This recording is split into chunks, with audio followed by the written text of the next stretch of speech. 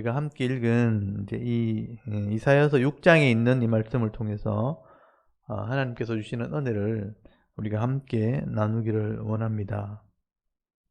여러분, 이 이사야서 6장에는 이 글을 기록했던 이 이사야 선지자의 소명, 그러니까 하나님께서 이 이사야가 하나님의 선지자로 부르게 되는 그 소명을 기록한 소명장이 기록이 되어 있습니다.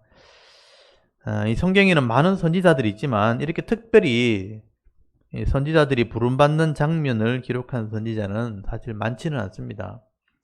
일반적인 선지자의 사역은 그 시대 하나님 율법을 백성들에게 가르치다가 백성들이 하나님 말씀을 불순종하고 또 악을 행할 때 왜 자꾸 하나님 언약을 지키지 않느냐 이렇게 책망을 하거나 또는 회개를 촉구하는 그런 사역을 감당하게 됩니다. 근데 일반적인 상황에는 그렇고요. 일반적인 상황이 아니라 또 특별한 상황이 있을 때는 독특하게 그 선지자들만이 감당해야 될 그런 사명들이 있습니다. 그럴 때 하나님께서는요, 이런 선지자들의 사명을 이렇게 설명을 하는 이런 소명장들을 기록을 하게 됩니다. 그게 대표적인 게 오늘 본문에 나오는 이사야 선지자가 있고요. 또 이스라엘의 마지막 선지자인 예레미야 선지자의 소명장이 있습니다. 그리고 이스라엘이 멸망을 받고 난 뒤에 포로되어 갔을 때 에스겔을 부를 때 이 에스겔의 소명장이 있습니다. 이런 선지자들은 일반적인 어떤 회개를 촉구하거나 심판을 경고하는 것이 아니라 이미 심판은 내려진 거예요. 이미 심판은 내려졌고 이제는 더 이상 버티지 말고 그냥 잡혀가든지 아니면 이제는 망했으니까 반항하지 말고 그냥 가만 있으라든지 아니면 하나님의 뜻을 기다려라 뭐 이렇게 별로 은혜가 되지 않는 그런 말씀들을 보통 전하게 됩니다. 그래서 오늘 이 이사야서 6장에 이사야 선지자의 소명도 마찬가지입니다.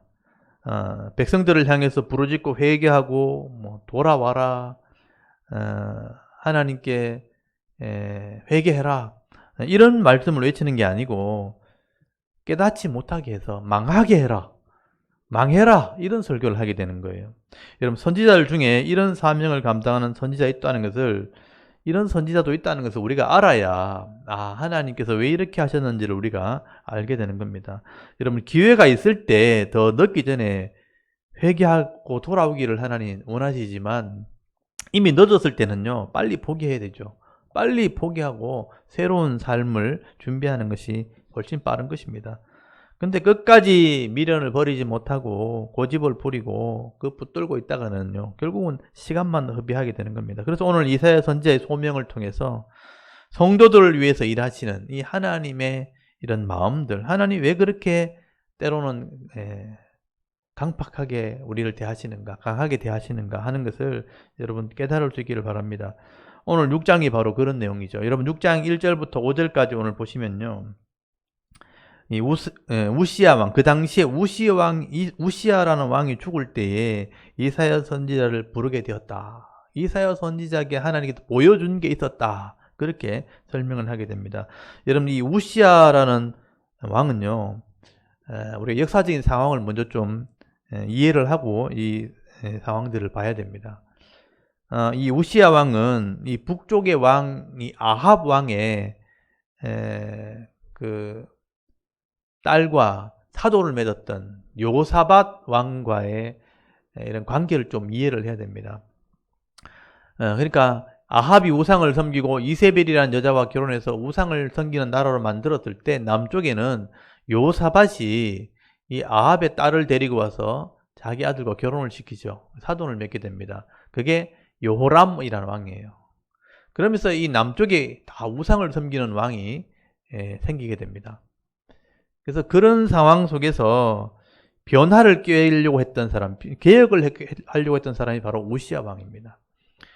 그러니까 요사밧이 아합의 딸과 자기 아들을 결혼시킬 때 요람이 결혼을 하게 되죠. 우상을 섬기게 됩니다. 그리고 그 아들이 아하시아고요. 아하시아니까 당연히 이세벨의 딸이니까 요람의 아내가 아달랴거든요. 아달랴의 아들이니까 당연히 아하시아 아들은 우상을 섬겼고요. 그래서 이제 이 아하시아가 예후에게 죽임을 당할 때 이 아달랴가 자기 손자를 다 죽이고 자기가 왕이 됩니다. 그러니까 여왕이 돼가지고 우상을 다 섬기게 만들었고, 그 아들 중에 하나 살아난 게 요아스고요. 그 요아스의 아들이 아마시아입니다. 근데 그 아들들도 다 우상을 섬기게 되거든요. 그러니까 요사밧 때문에 그 밑에 4명의 아들이 다 우상을 섬겨요. 요람, 아하시아, 요아스, 아마시아. 그 우상을 섬기던 나라를 다 없애버리고 개혁을 한 사람이 누구냐면 바로 우시야 왕입니다. 근데 이 우시야 왕 하면 우상을 버리고 나라를 새롭게 했던 개혁의 왕, 나라를 새롭게 한 왕, 이렇게 기억을 해야 되죠. 그래서 여러분 역대하서 26장 3절에서 6절까지 말씀해 보시면 우시야 왕이 참 다윗처럼 믿음을 참 잘 지켰다, 하나님 말씀대로 순종했다, 참 잘했다, 이렇게 기록이 되어 있습니다. 그래서 나라가 강성하게 되었고 국방도 튼튼하게 되었고 주위의 나라들 다 점령을 하게 되니까 나라가 부강하게 된 거죠. 그래서 농사도 잘 되고 상업도 잘 되고 또 성에 망대를 세우기도 하고 신무기를 막 개발해 가지고 나라를 지키게 될 때 모든 방면에서 이 우시야 때 나라가 번성하게 되고 발전하게 됩니다.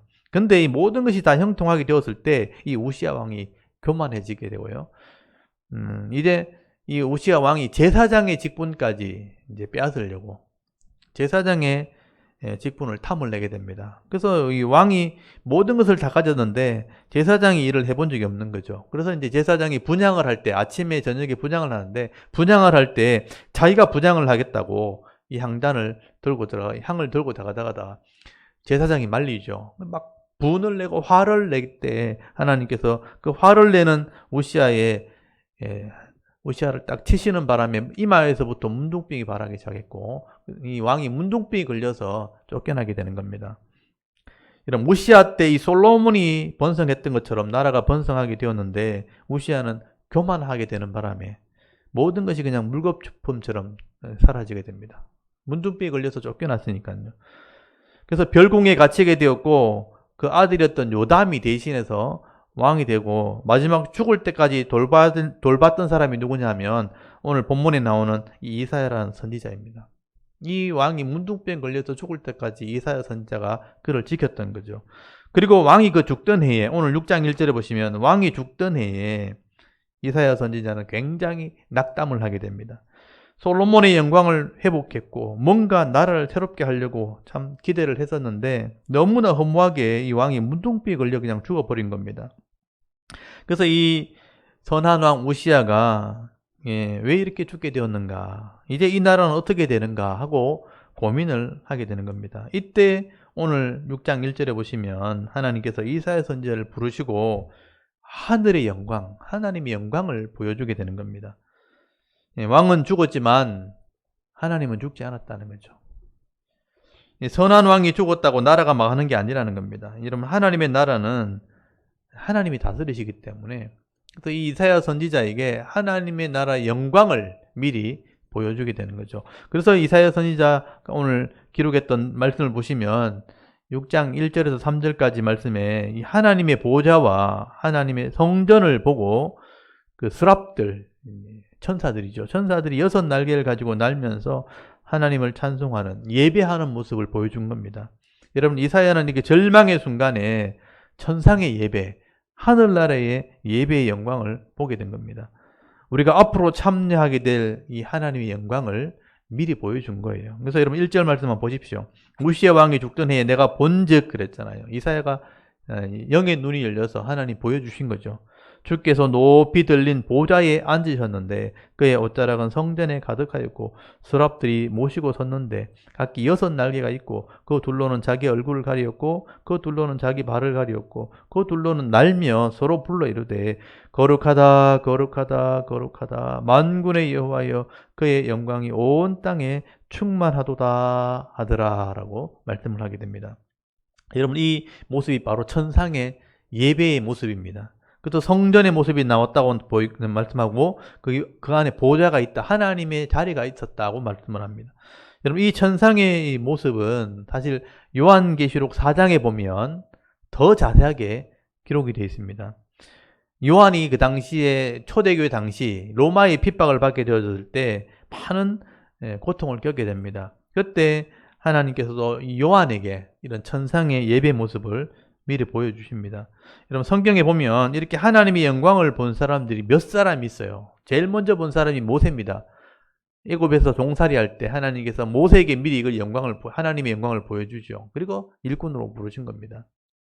그리고 조금 전에 말했던 에스겔, 나라가 망했을 때 모든 사람이 절망 가운데 있을 때 에스겔에게 다시 회복할 것을 보여주면서 하나님의 영광을 보여주고요. 다니엘에게도 종말의 시기까지 어떻게 하나님의 계획이 어떤 것인가 보여주시면서 영광의 모습을 보여주고 영광의 주님의 모습도 보여주게 됩니다.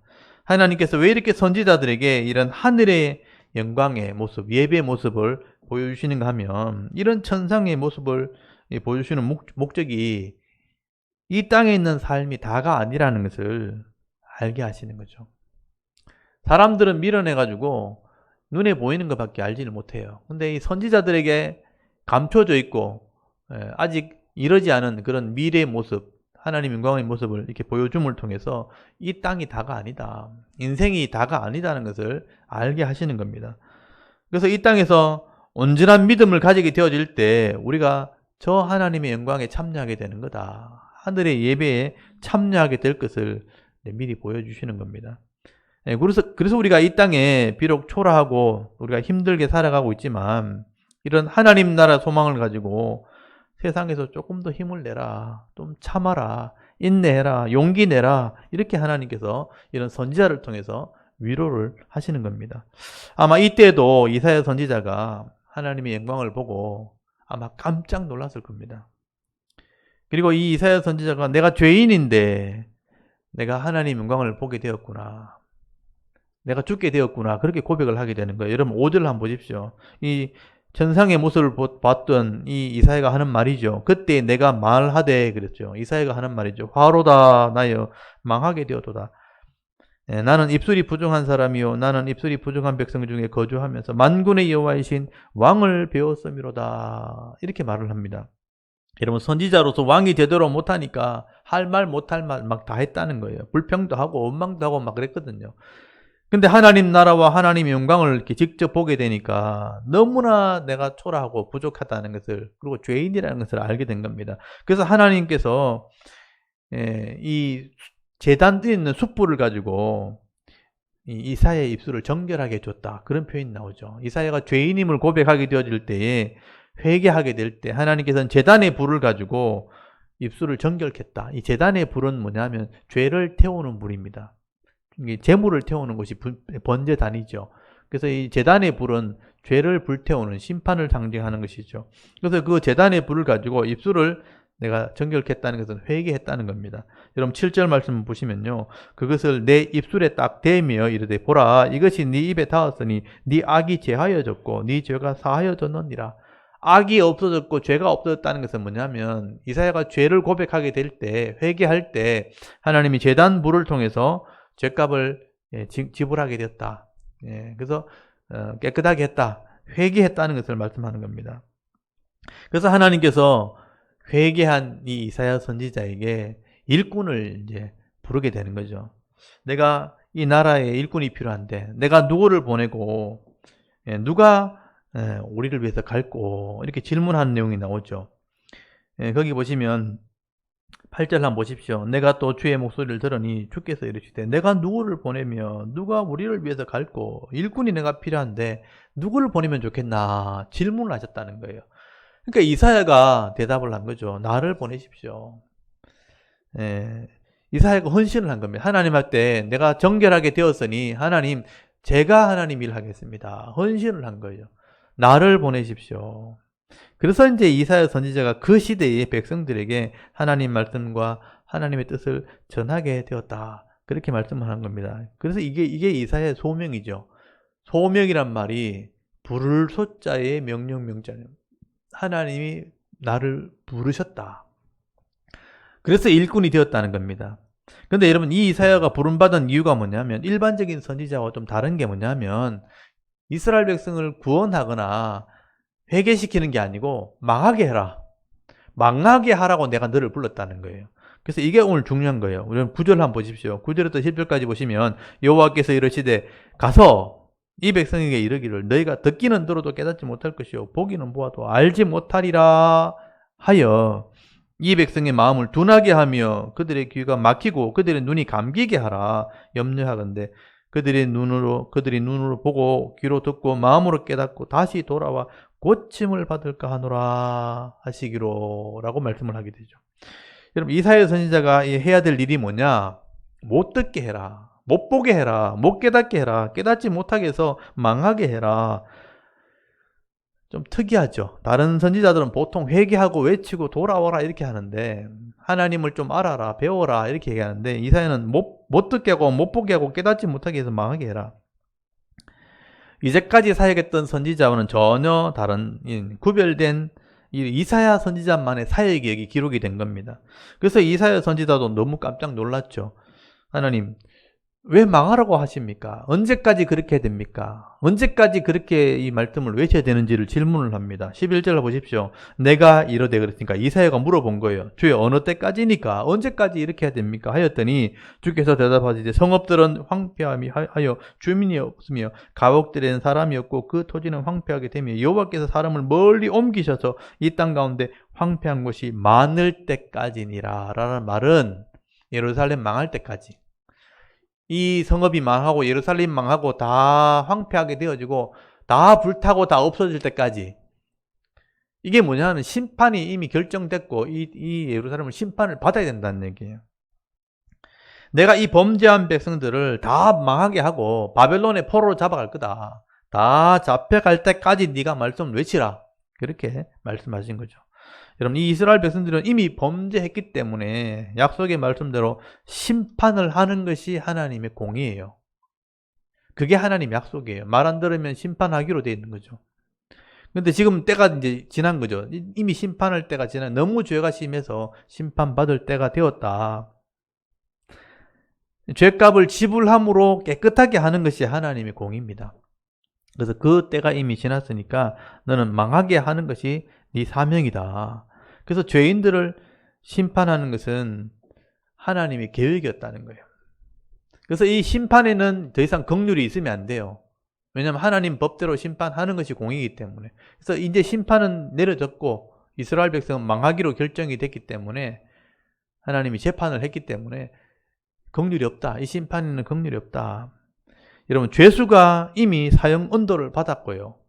그 집행관들이 가서 집행을 해야 되면 그걸 풀어주면 안 되는 거예요.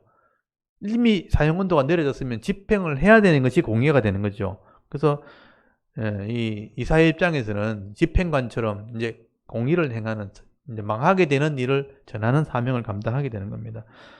여러분, 이때 이 믿음으로 이것을 깨닫는 자들은요, 하나님 마음을 좀 알아듣고 달게 이 매를 맞아야 되는 거죠. 아, 잘못됐구나. 우리가 잘못해서 이런 고난을 당하는 거야. 매를 맞으면서 포로도 잡혀가야 되는 거예요.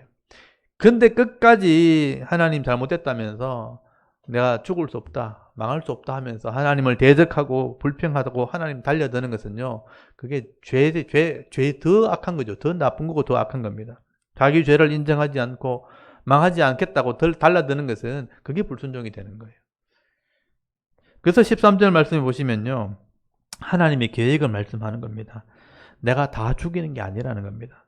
그 중에 하나님 말씀을 이렇게 믿고 순종하는 자들은 남겨두어서 이런 남은 자를 통해서 내가 회복시켜 줄 것을 약속을 하게 됩니다. 여러분, 이 사람들이 믿음의 사람이고 그 시대에 성숙한 사람이에요. 여러분, 13절 한번 잘 보십시오. 이게 오늘 핵심입니다. 13절 말씀해 보시면 그 중에 심판받는 사람 중에 10분의 1이 아직 남아있을지라도 이것도 황폐하게 될 것이나 밤나무와 상수리 나무가 배임을 당하여도 그 거루터기는 남아있는 것 같이 거룩한 씨가 이 땅에 거루터기니라 하시더라. 여기 거룩한 씨가 제일 중요한 거예요. 나무를 베면요, 그 밑둥치와 뿌리가 아직 남아있어요. 다시 싹이 나고 또 거기서부터 나무가 나서 다른 나무로 자라게 된다는 거죠. 그래서 내가 거루터기는 내가 남겨둘 것이다. 여러분, 이 거루터기가 남아있는 백성, 이게 거룩한 씨다. 거룩이란 말은 구별된, 그 속에서 구별된 씨, 새로운 시작이죠. 구별된 사람이다. 이 사람들이 회개한 사람들이고 구별되어 있는 사람들이다. 하나님 말씀을 순종하는 사람. 이 사람들은 내가 남겨놓을 것이다 라고 말씀을 하는 겁니다. 그래서 이사야 선지자는요, 그 수많은 백성들이 지금 타락을 하고 죄를 짓고 심판의 길을 지금 달려가는 이 모습을 보면 마음이 아프지만, 그렇지만 그 속에 남아있는 거루터기가 있다는 거죠. 그 중에 믿음 있는 사람이 아직 있기 때문에 그 사람들을 보면서 이제 이 말씀을 전하게 되는 겁니다. 그래서 이사야 선지자는 그 심판당하는 그 현장에서 말씀을 마지막으로 전했고, 그리고 그 뒤에 예레미야 선지자가 말씀을 전하게 되는 거죠. 예레미야 선지자는 실제로 그 현장을 심판당하는 걸 경험한 사람이고, 이사야는 이제 심판당할 것을 마지막으로 말씀을 외치게 되는 겁니다. 그게 역사의 현장에서 말씀을 전했던 이 선지자들의 모습입니다. 저는 이 이사야 선지자의 모습을 보면서 오늘 이 시대도 똑같다는 것을 생각하게 되는 겁니다. 여러분, 지금 교회도 참 많고 성도도 많고 큰 교회도 우리가 많이 있지만, 정말 이사야 선지자처럼 이런 하나님의 영광을 보고 진심으로 회개함으로 하나님 말씀을 가르치고 전한 사람은 많지 않다는 거예요. 여러분, 교회가 이렇게 많아도 진짜 제대로 믿고 순종하는 사람은 많지 않습니다. 그러나 하나님께서는 결국 이런 남아있는 사람들, 제대로 믿는 사람들, 거루터기 같은 이런 사람들과 함께 일하시고요, 이런 사람들 통해서 오늘도 지금 하나님 나라를 세워나가고 있는 겁니다. 어떻게 보면 이런 모든 교회, 모든 성도가 다 온전할 것을 기대하는 것은 우리 욕심입니다. 욕심. 그 속에 진짜 교회와 그 속에 진짜 성도는요, 지극히 작은 사람들이에요. 그런 작은 사람들이 아직 남아있고 그 사람들 때문에 사실은 이 교회가 유지가 되고 있는 겁니다. 그리고 더 중요한 것은 시대마다 항상 그래왔다는 거예요. 시대마다 모든 교회와 모든 성도가 다 믿음 생활 잘했던 그런 적은 한 번도 없습니다. 항상 소수의 사람들, 작은 무리들이, 작은 사람들이 제대로 믿고 제대로 순종할 때 그 사람을 통해서 하나님 나라가 또 이루어지고 또 세워지고 그렇게 했다는 거예요. 여러분, 이 땅에 있는 모든 사람들이 다 예수를 믿고 다 구원받고 다 개혁을 하는 그런 시대는 역사 속에 한 번도 없었습니다.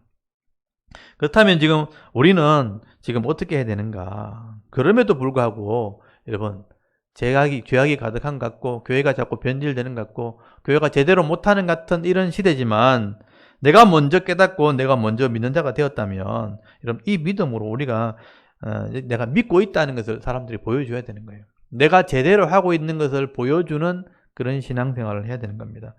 여러분, 역사를 볼 때 항상 말씀을 깨닫고 복을 받은 사람들은요, 나무 그루터기 같은 그런 사람들이었습니다. 그래서 우리가 진짜라는 것을 보여줘야 되는 거예요.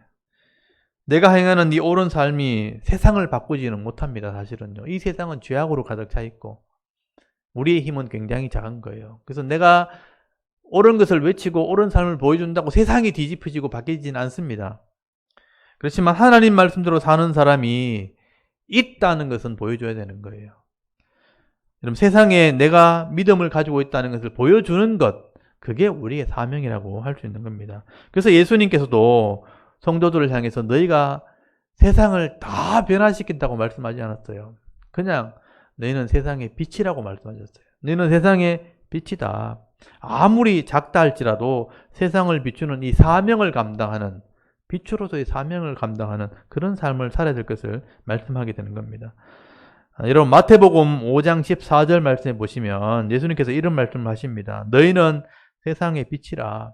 산 위에 있는 동네가 숨기지 못할 것이요, 사람이 등불을 켜서 말통 아래 두지 아니하고 등잔대 위에 두나니 이러므로 집안 모든 사람에게 빛이리라. 성도 한 사람이 예수를 믿었다고 해서 모든 사람을 다 변화시킬 수 없습니다. 근데 내가 빛이 되면 등잔대 위에 올라가서 빛을 비추는 것처럼 모든 사람들은 그걸 보게 될 것이라, 그렇게 말씀하신 거죠. 그럼 누가복음 12장 2절에서 3절까지 말씀해 보시면 그 빛을 하나님이 반드시 드러나게 하신다라고 말씀을 합니다. 한번 찾아볼까요? 여러분, 누가복음 똑같은 말씀이지만 누가복음을 한번 찾아봅시다. 누가복음 이방인들에게 하신 말씀이니까 우리가 좀 더 이제 좀 이해할 수 있겠죠. 누가복음 12장 2절 3절 말씀 한번 읽어볼까요?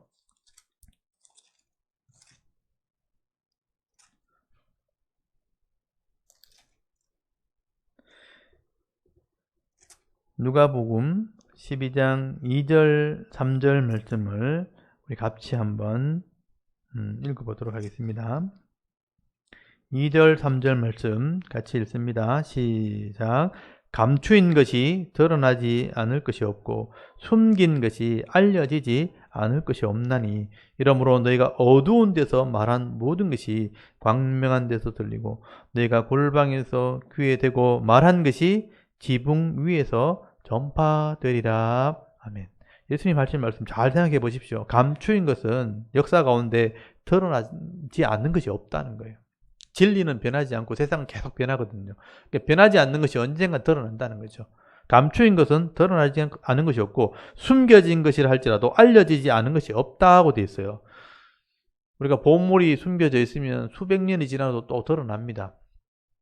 이러므로 너희가 어두운 데서 말한 모든 것이 광명한 데서 들리고 너희가 골방에서 귀에 대고 말한 것이 지붕 위에서 전파되게 된다는 겁니다. 우리가 작은 교회에서 깨달은 말씀으로 한 사람을 가르쳐도요, 그것이 없어지는 게 아니고 광명한 데서 들리게 될 날이 온다는 겁니다. 그 사람이 알리고 생명이니까 죽지 않아요. 알리고 보여주고 해서 언젠간 드러나게 만든 겁니다. 내가 골방에서 귀에 대고 말한 것도 지붕 위에서 전파되는 날이 반드시 오게 될 것이다. 작은 교회에서 말씀을 깨닫고 가르치는 일이 일어날 때 여기서 끝나는 게 아니고 그 배운 사람들이, 깨달은 사람들이 세상에 나가서 그것을 알리고 보여주면요, 나중에 지붕 위에 전파되는 것처럼 다 알게 되는 때가 온다라고 말씀하는 거죠. 우리가 작은 빛을 비추게 되면요, 절대 숨겨지지 않습니다. 빛이기 때문에. 세상은 어둠이고 빛은 반드시 드러나게 됩니다.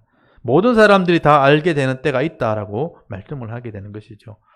이사야 선지자가 외쳤던 그 말씀은 망하는 나라지만 그 안에 거루터기가 있다는 거예요. 그 거루터기 때문에 하나님 뜻이 다시 이루어지게 되는 것입니다.